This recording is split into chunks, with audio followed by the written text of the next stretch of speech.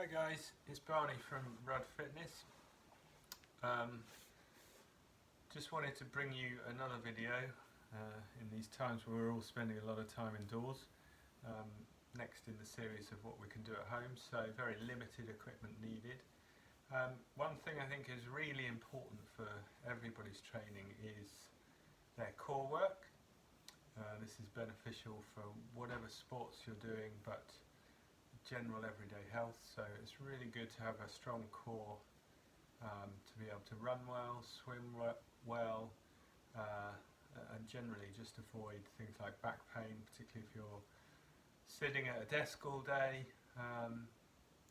especially if you're sitting at a desk that's not your usual setup. So I'm just going to run through a few of my favourite core exercises. It's by no means a complete list, but it's ones that I like to do and have helped me a lot in the past. So, and those that come to any of my sessions will know that I bang on about this quite a lot. So, first one we're going to do is a dead bug. And it's called such for obvious reasons. When I start it, the starting position is in a dead bug. So I'm just going to get into position. So we're starting with the legs up, knees bent 90 degrees and arms up straight. Now the key here is that you have a flat back and your lower back keeps pressed into the ground the whole time through the movement. So you may need to tilt your pelvis back a little bit to do that. So this means you're keeping a stable lower back as well as engaging your abdominal muscles. So here's the movement. I'm going to go with 2 arms down, 1 leg at a time.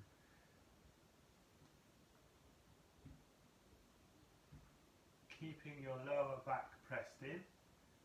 I'm just going to go with 10 on each side. 3, 4, nice and slow and controlled. 5, 6, 7, 8, 9, 10. Have a little mini rest, and then I'll stay in that angle so you can see the other leg. Again, find your lower back on the ground. 1. Keep breathing through the movement. 2, 3.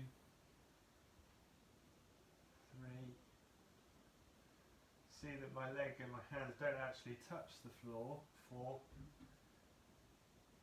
5, 6, 7, 8, 9,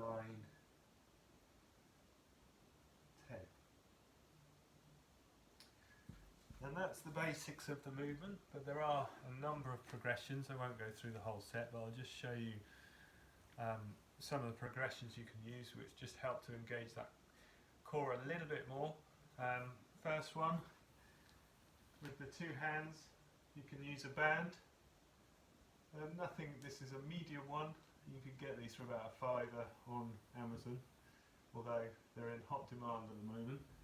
So just keep your arms at shoulder width distance apart, create some tension on the band, and go through exactly the same movements.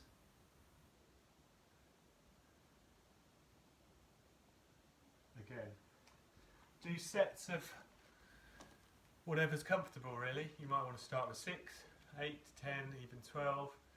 And then the next progression, if you're feeling comfortable with that, and you can hold your lower back pressed into the ground through the whole movement, is using both legs at the same time. Just to within an inch of the floor.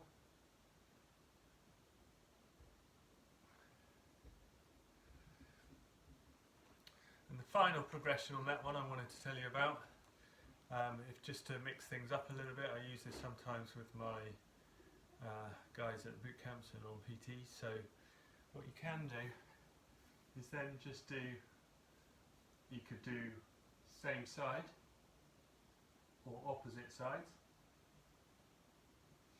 What I really like is if with one hand you keep that pressure on the leg, and that's the one you're keeping static, and then going with the same side, but really focus on the connection between that thigh and the leg.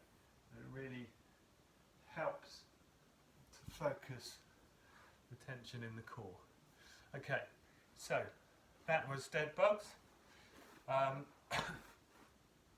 Now the next one I want to talk about is half sits.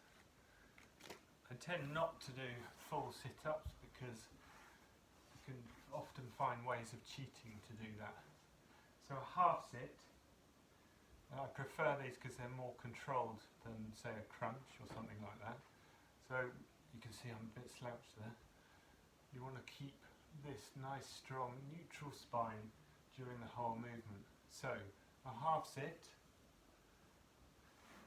I like to keep your hands on your thighs, and that's your measure.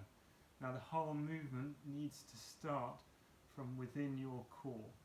You may choose to do a few breaths, a bit like you do in Pilates to start with,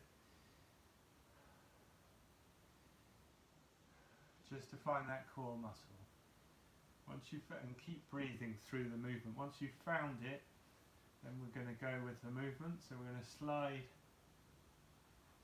your hands up your thighs, just so that your wrists are on your knees. Again, keep her strong back, like I was a bit hunched over there, and then come back down. There's the movement. Now with this one particularly, the slower it is, the harder it becomes. If you can, count for 3 on the way up, 2, 3, and 3 on the way down. 2, 3.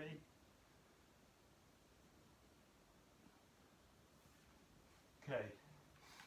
If you struggle with that initial movement, because a lot of the time in my classes I see people trying to jolt to get off the ground, and that's normal.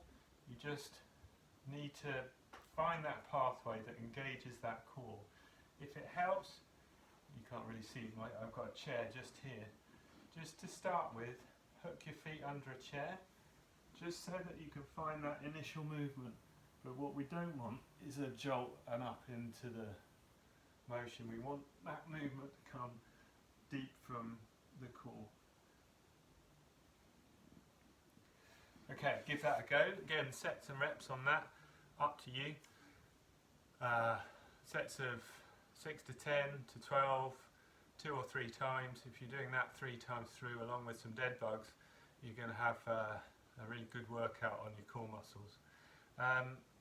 The next one that I'll show you that doesn't require equipment, planks are obviously not a bad movement.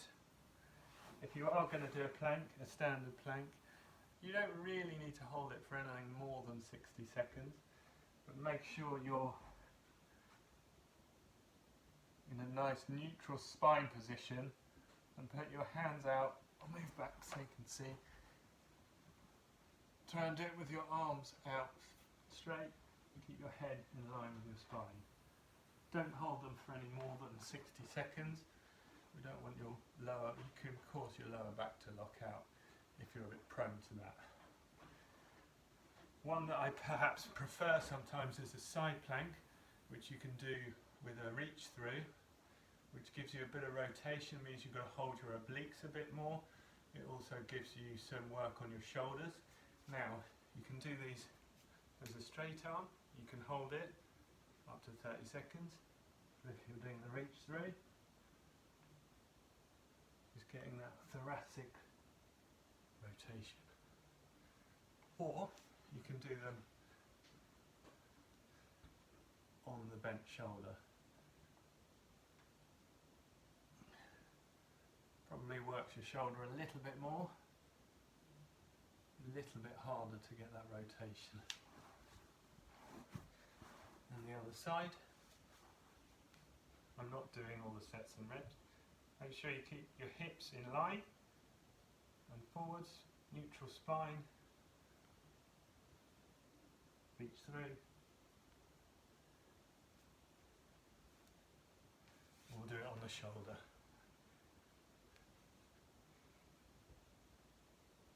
Sorry, on the elbow.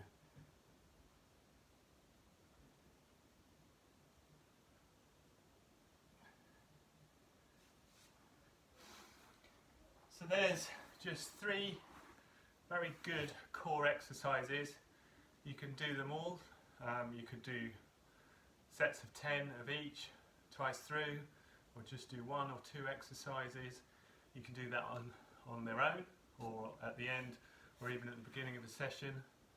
If you're going to go and do some lifting, say some deadlifts or something like that, I would put some of those as part of your warm-up.